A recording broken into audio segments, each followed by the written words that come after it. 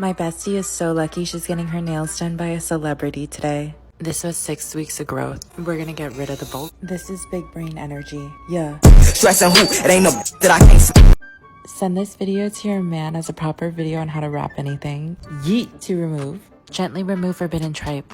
And push your cuticles back just like your ex's hairline.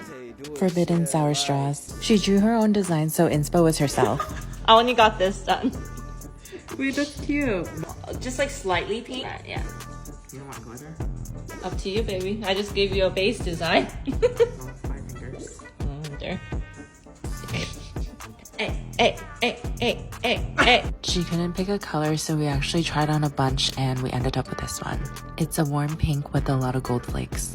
We're using a baby pink for Ginny's birthday month design, and I'm going in with small hearts.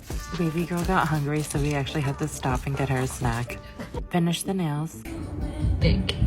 And then apply your favorite top coat. I love this technique because it always lasts longer. And this is what your nails would look like if Patrick Star did them.